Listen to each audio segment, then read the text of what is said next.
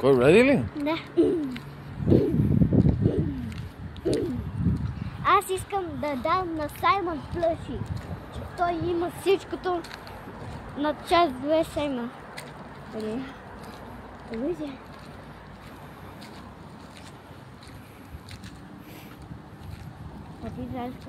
Там на плочките ти е сянката, виж. Какво държиш? Риба. Така ли?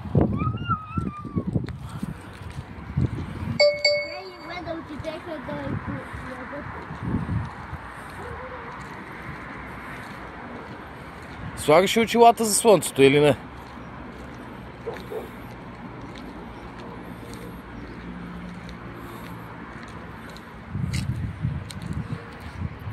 Не. Електричен. Птица е, да.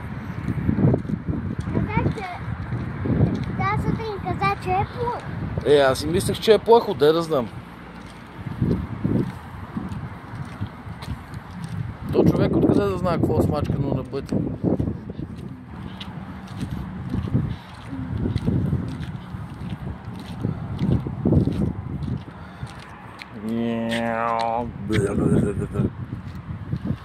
Така има. И газа му ли да снимам? Не, това му е... Опашката? Не. Това му газа. Тати, това му се чуе вата. Сега като се прибере в нас, ще отвориме прозореца. А тати, знаеш какво? Трябва да купиме върже. За? И пилон, да таковаме ради на стената, да го таковаме с вържето. Тук. Да го бесиме ли? Да. Що? Тати, знаеш ли, че на час 2 е на върже?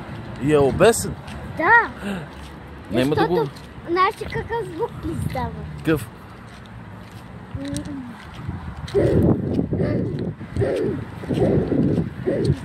Такъв звук. Обесен? Да, обесен. Нема да ти бесиме играчките, момиче. Тати, много е изи. Знам, че е лесно да са беси, ама не трябва. Я огледай, идва ли влак? Влака идва, чакай. Отдалече ли идва? Тати, искам да купим върже и пирон. Моля. Искам да купим това. Да бесиме Реди. Ма искам малко от вържето да му такова е на върта. Ето това е бесене. Кога някой рече е така? Не. На тати още е жив Реди.